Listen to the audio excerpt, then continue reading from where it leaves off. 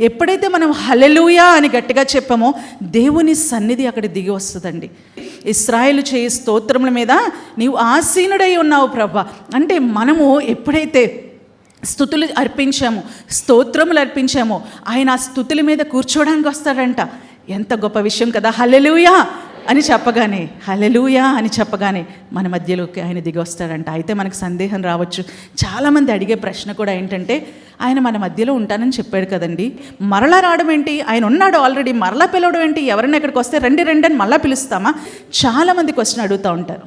దానికి అర్థం ఏంటంటే, ఎస్, నిజంగానే ఇక్కడ మన మధ్యలో ఆయన సంచరిస్తున్నాడు. మనం స్తుతించిన తోడనే ఏం జరుగుతుందో తెలుసా అండి, ఆయన యొక్క సన్నిధిని మనం అనుభవించగలుగుతాం, ఆయన ప్రభావం అనుభవించగలుగుతాం. ముందుగానే ఆయన ప్రభావం మనం అనుభవించాలి కదా. ఆయన సన్నిధిలోకి రాగానంటే ఇంచుమించులో ఎంతో కొంత పర్సెంట్ మనం అనుభవిస్తాం ఆయన సన్నిధి, ఆ ప్రశాంతత, ఆ సమాధానం మనం అనుభవిస్తూ ఉంటాం. కానీ స్తుతి చెల్లించే తోడనే అది రియాలిటీలోకి, ఇంకా రియాలిటీలోకి, ఆ పర్సెంటేజ్ ఆఫ్ ప్రెజెన్స్ మనం ఇంకా ఎక్కువగా అనుభవించగలుగుతాం అన్నమాట.